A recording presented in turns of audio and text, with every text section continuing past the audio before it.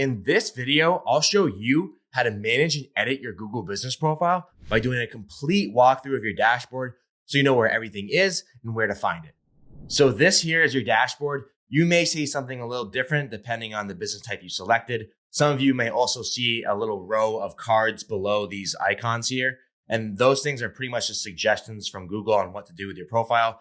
You don't really need to worry about those. Most of those are just things that you could already reach by clicking one of the buttons in the dashboard.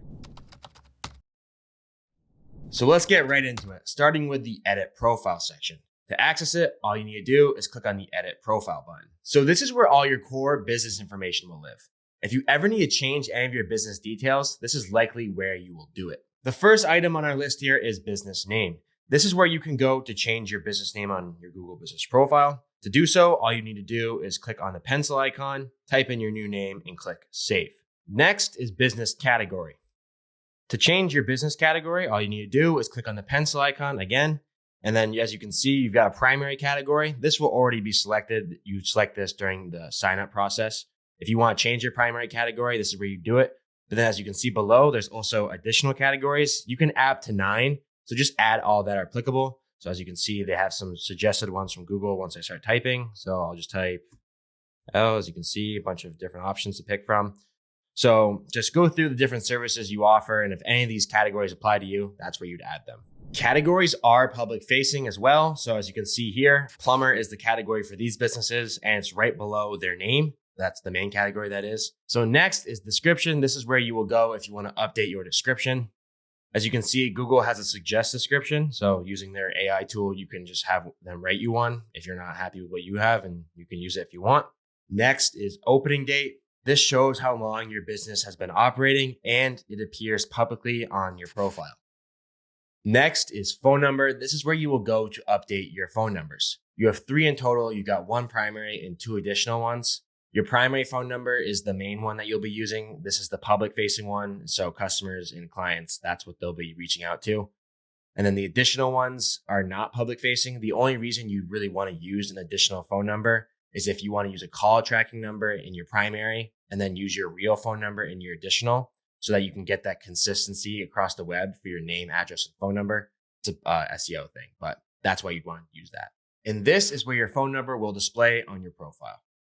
Next is chat. Not everyone will have access to this. It's limited to certain regions, but what it is basically allowing you to message people directly from your Google business profile.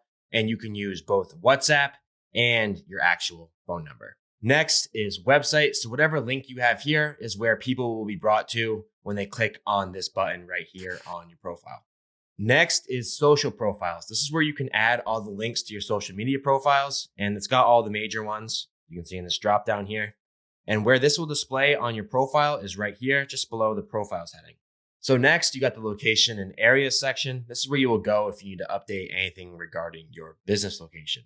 So if you wanted to update your business address, you would click on business location, and then you'd update it here on the left and click save.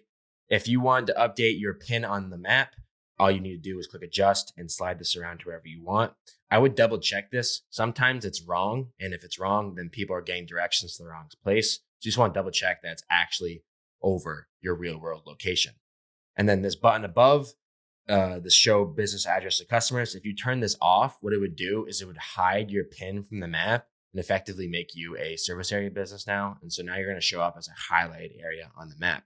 So if you did this, you would then need to go to service area and set your service areas. You can add up to 20, and Google's recommendation is that you don't set a service area larger than a 2-hour drive from where you're located. Next, we've got the hours section. This is where you'll go to update your primary business hours. So for most of you, you will have open with main hours selected. And what that means is that you're open for a set amount of hours. And then the only reason you would have open with no main hours selected is if you are an appointment only business. So instead of having those set hours that you're open for, it would just show that you're open with no hours attached to it. And then temporarily closed, you'd select this if you're temporarily closed. So like you're a landscaper in the winter, you'd select this because you're probably not doing any landscaping. And then permanently closed, obviously, you're closed for good, you'd select this. And then below it is where you'd set the intervals of time that you're open for. So on any days that you're open, you just check the box open or closed. And then to the right is where you'd set the intervals of time. So you can do 24 hours, and you can also set multiple intervals of time. So let's see if I can, 24 hours. So I go on, here's my interval of time, and then I click plus. As you can see, I can set a second interval of time there. So let's say you're open in the morning and then you're closed for lunch and then you're open again in the afternoon. You could do that by clicking that plus button to set that second interval of time. Next is the special hours section. This is where you will go to update your holiday hours. So you click on special hours. You can see I already have a couple checked off here. Google will suggest them throughout the year, the holidays that come up. As you can see, Washington's birthday in February 16th. I can click review, and then I can set my special hours, or I can just say I'm closed by clicking the checkbox here.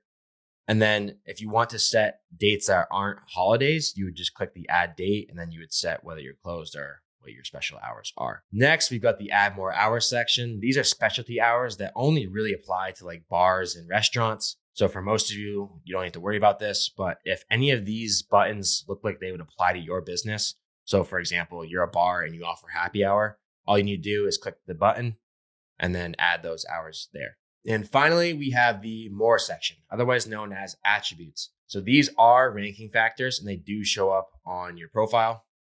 As you can see here on the about section, this is where they will show up. And there's a variety of different ones. Just go through all of them. And if they apply to your business, add them. So for example, if you go to them from the business section, you can see here, they have a bunch of identifies as attributes. So let's say I was a veteran and I owned a coffee shop. So I selected the veteran owned coffee shop attribute.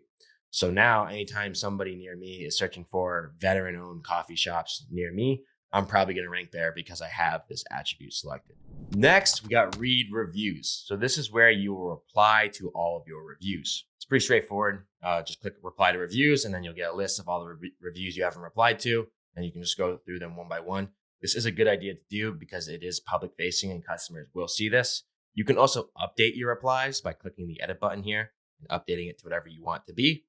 And then the last thing that you would do in this section is report reviews. You do so by clicking these three dots here in the top right, click manage reported reviews, confirm your email, and click on the business name, click continue. And then you'll get a list of all your reviews, find the one that you want to report, click on the report link. And then you have a bunch of options to choose from for why you want to report it. So let's say this was profanity. I just click this button here, and then I would just click submit. Next, we got photos. So you can do a couple of different things in the photo section. First is changing your cover photo. To do so, all you need to do is click the change cover button, and that will update your cover photo. And where this shows up at the very top of your profile, as you can see here, the little blue image on the left, that is our cover photo. Now, you can also change your logo. To do so, all you need to do is click the change logo button, and that will update your logo. And where this shows up is in images and posts. So as you can see here at the very top of this image, this little blue paw here, that is our logo. Without it, it would show up as like a little icon that's like the first letter of your name. So good thing to add. And then the last thing you can do is add regular photos and videos. To do so, all you need to do is click the add photos button and then drag in the image or video into the box there. And where you find these is at the very top of your profile. So if we go to a real example here, as you can see on this profile, if we scroll to the top and click on their cover photo, you can see to the left here, all these photos and videos. So that is where all the photos and videos will live on your profile. Next, we have posts. So this is where you can create updates, offers, or events for your business. To add a post, click add post, and then you'll have your choice between an update, offer, or an event. Update is just the description and then an image, and then you can also schedule the post by clicking the slider here. And then the button below that says plus button, you click on that and you can choose your call to action. So if you wanted it to be learn more or something like that, then you click learn more. And then all you need to do is link to the page that you were referring to. Offer an event, it's the same exact thing, except you can add a title as well as a start time and a end time. And where these will show up on your profile is right here. You scroll on down, this section that says add update. I click view all. This is what it looks like in the feed. And usually it will have a little call to action button here, but since these are fake posts on my profile, then it's not showing. But if I quickly show you on this profile, scroll on down, this section here all these cards, these are all posts. So as you can see, there's the call to action, the call now. Next, we got performance. This is not really that important. You'll probably never really need to go in here. It's got just like basic analytics stuff. You can see how many calls you have, how many bookings you got, how many directions were asked for, and how many website clicks. I wouldn't really worry about any of that. The only thing that's really would be kind of useful is this section down here. Searches showed your business profile in search results. So this essentially shows you what you're ranking for. So if you wanted to use some of these keywords in this section to help build out different service pages and whatnot on your website, then that would be helpful info right there. But otherwise, you don't really need to worry about this section. We're going to skip the advertise section as this is not really a real section. It's just a Google Ads offer. So once you click on it, it'll bring you into Google Ads and it'll be like, spend $500 with us and get a $500 credit. And from what I know, this will not go away. So you don't need to worry about this. If you ever decide you want to run Google Ads, you can always access that offer right there on the advertise button. Next, we got products. So you have two different options for products. As you can see here, answer simple questions about your store. If you click to continue here, you would then have to go through all these products that Google is suggesting and say whether your store offers them or not. Not all of you will have this. So just do this if it applies to you. And as you can see here at the very top, this information is used to show your business in search results across Google. So it's a good idea if you do see this option to go through all of these different products and say whether or not you offer them in your store, because by then saying if you offer them in your store and then somebody's searching for this particular product and Google knows you offer it, well, now you're more likely to rank for that product. And then the second option is the add products one by one without standard barcodes. You click continue here. This is where you can manually add products. As you can see, I have two products here and it's pretty basic. You can add product names, add a category to it, add a price, create a description, and then you can link to whatever landing page that you want. And you can also add a photo. And once you've added all that, all you need to do is click publish. And where these will show up on your profile is right down here, right under the product section. Next, we got services. So services aren't going to show up for everyone. So if you don't see it, don't worry about it. But for those of you that do see services, you will then get a bunch of pre-suggested services underneath your main category. So for me, I'm a landscaper. So all these services obviously apply to a landscaper. So if they apply to your business, just click on it and then it'll be added. And then you can also add custom services at the very bottom here by clicking add custom service, type whatever you want. And then all you need to do once you're done is click save. Next, we got pickups and deliveries. And for some of you, it will say bookings, but it's pretty much the same exact thing. So what it is a little pop-up that shows up here and you can click add a link and then you can add any booking link you want. So if you've got a scheduler or whatever you've got going on, you just add that link right there and you click save. And then it will show up as a little icon on your Google business profile. Next, we got the Q&A section. Now, from what I've read, this is getting phased out. So you may not see this. And it's kind of hard to find it on a Google business profile unless you actually go to the knowledge panel in search. But what it is essentially a Q&A section where you can ask questions and customers can ask questions, and then you can answer it right here. Lastly, we got the ask for review section. So what this is essentially where you will get your ask for review link. So getting reviews is super important for a Google business profile. It helps you rank better. So this just makes it easier to do that. So all you need to do is copy this link here. And when you're asking a customer over text or email or something like that to leave you a review, just give them that link. Don't tell them like, hey, go leave me a Google review. Give them that link and then it'll bring them directly to your profile to leave a review. So as you can see, they can leave the review and write their details of their experience and then add any photos or videos and then click post. And then the QR code does the same exact thing, except you'd use it when somebody is in person with you. So you just pull that up on screen or something and be like, hey, can you leave me a review? They scan it and it brings them to the same exact spot. Now that we've covered the main dashboard, we got to get into the advanced dashboard. The way you can access that is by clicking on these three buttons here at the top right, and then you'll see this little drop down here. Most of the stuff you'll never need to get into, but there are a couple of important things in here. The first is your business ID. So if you click on business profile settings and then click on advanced settings, as you can see right here is your Google business profile ID. So all you need to do is copy that right there by clicking that button. And sometimes support will ask for that if you're getting help. So that's where you find that. And then the other thing you should probably know about is people and access. This is where you can add people to be a manager or you can transfer ownership. So all you need to do is click add. and then add the email address of the person you're trying to add.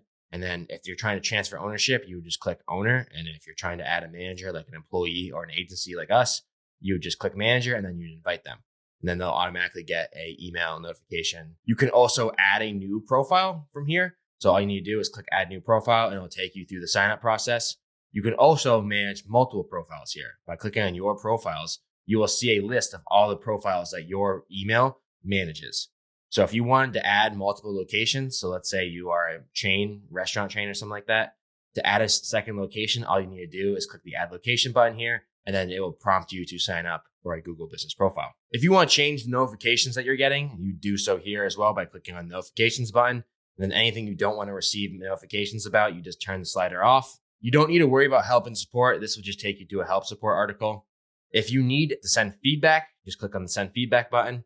And then you can either report an issue or you can suggest an idea. Also, another important thing in the advanced settings section is if you want to hide your phone number, you can do so here by turning on don't show, this little slider here.